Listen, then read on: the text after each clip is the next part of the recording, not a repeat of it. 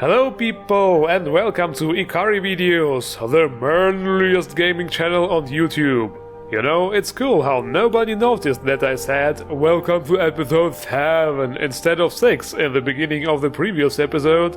So, welcome to the actual episode 7. This week there is a pretty much DLC sized mod among others, so let's heat this place up. Fire up the intro.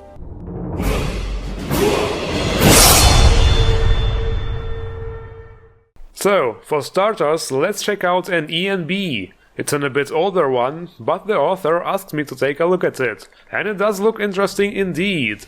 Sin Xtreme Realism ENB by Xtreme. Just kidding, it's probably less that. So anyway, this ENB is compatible with vivid weathers and enhanced lights and effects, which is the big plus.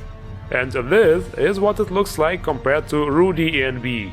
The color palette is less juicy and looks more washed out and bleached to ensure a more realistic look. Because real life is not bright and colorful, real life is bleak, gloomy and depressing. Wait a minute, that's not how it was supposed to go? But jokes aside, the objects look sharper and more direct than with Rudy ENB. And while the overall brightness seems stronger during the day, nights can be quite dark, especially with no light sources nearby. Sin Xtreme Realism ENB is pretty much the complete opposite of Rudy ENB, and which one is better is purely a question of personal taste. Do you want your game to look more realistic, with a clean atmosphere and strong, realistic-looking colors? Or do you prefer a more fantasy-like game, with fruity colors and lots of bloom and blur? The choice is yours.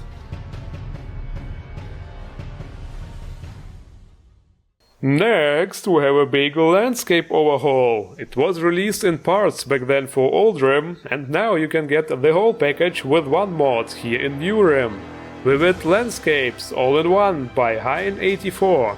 Now let's see what it looks like compared to Noble Skyrim, which I'm currently using. Vivid Landscapes is not as big as Noble Skyrim and does not change as many things, but still quite a lot, including mountains, cliffs, dungeons, ruins, forts and much more. While those mods both deliver beautiful, detailed textures, the difference is that in Noble Skyrim the structures have similar textures as those of the environments, which makes them blend into the surroundings and that way creates an even picture. With Vivid Landscapes, on the other hand, the structures and also the rocks and mountains become more defined and highlighted from the rest of the picture. Also, let's not forget that Noble Skyrim replaces 90-something% of their environments, while Vivid Landscapes only a small portion of that. In other words, only a part of the textures got overwritten, and what you see here is actually a mix of those two mods. It's a matter of taste, of course, but I think the environments look awesome now, even more beautiful than before. The beauty of Skyrim knows no bounds.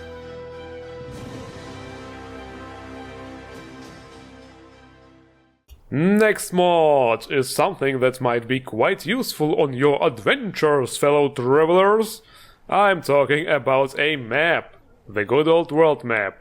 But we can make it bigger, stronger, better. A quality world map by CHESKO makes the world map much more detailed, and you will also have some options here, like contain all roads or only the main roads, or some different road type options.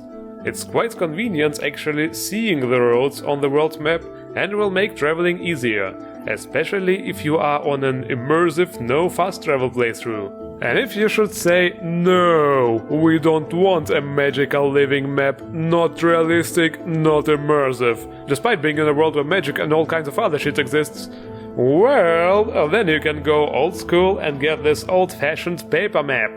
No matter what you should choose, this is definitely a nice alternative to the vanilla world map and should improve your gaming experience. The next mod is a really good custom voice follower. This one is counted as one of the best follower mods in Old Rim, but despite that I never got to try it out. Fortunately, I am doing reviews now, so let's take a look at Recorder by POTASTICPANDA. My name is, Recorder. Yeah, Recorder. Okay, I probably don't even need to mention the incredibly good voice acting and the beautifully crafted appearance. But she's also a really funny follower. She will make jokes and break the fourth wall pretty much every 5 seconds. Gotta get him new green tunic, pointy hat, master sword. Ugh, that is the last time I'm riding the chocobo. Damn thing messed my files up. But who is she exactly? She says she has been sent by some kind of academy to record files about the Dragonborn. So is she a time traveler? Or maybe some kind of cyborg? Because her eyes look really weird. And sometimes this happens. Record 7D31. Dragonborn left for another... Recorder has quite a lot of dialogue, by the way. There are some topics you can discuss in the Let's Talk for a Bit dialogue option. And damn it. She had to be one of those singing followers, you know? Well, I guess there's no way around it. Let's check it out. Our hero with the warrior's heart. I tell you, the Dragonborn comes. With a voice-wielding power. Holy shit! A voice actress who actually can sing. Am I dreaming this? But seriously, now I'm starting to understand why this follower mod is so highly regarded.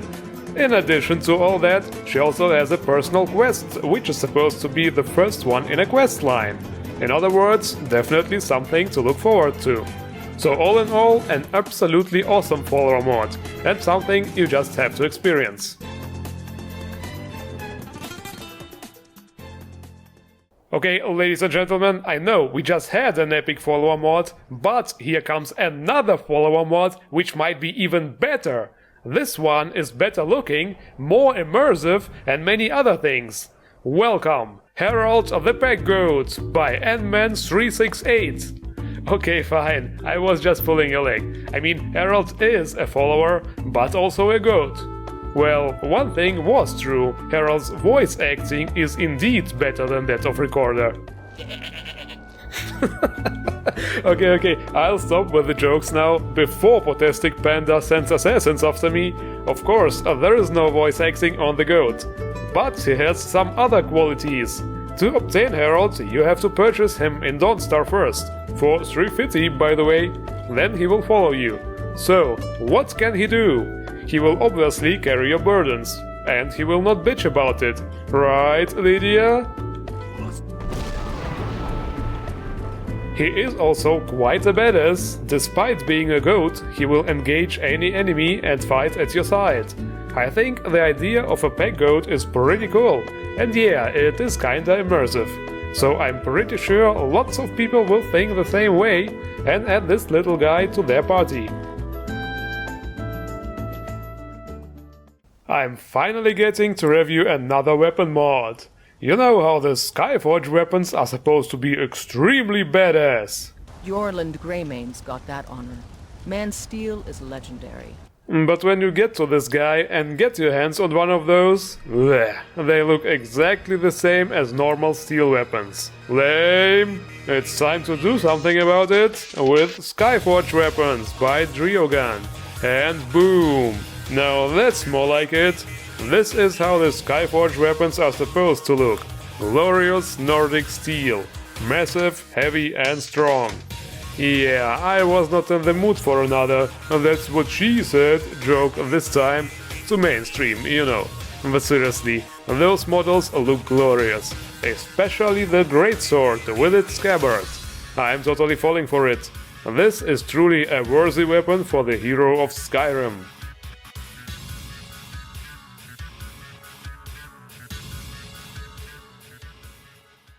Okay guys, one of the coolest items in the game are the Dragon Priest masks. But there is a slight problem. They all look the same.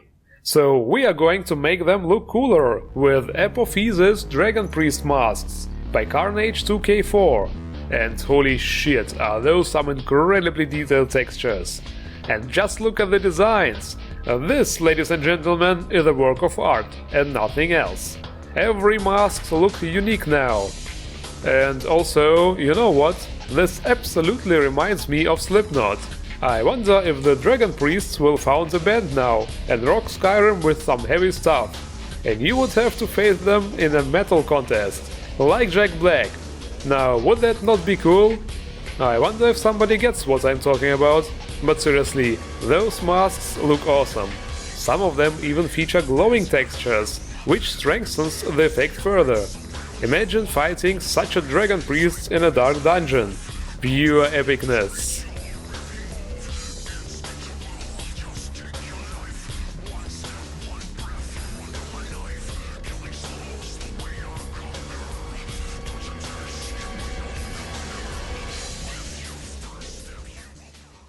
Alright, are you ready for a huge DLC-sized quest mod? Here it is, Maids II Deception by Enter77.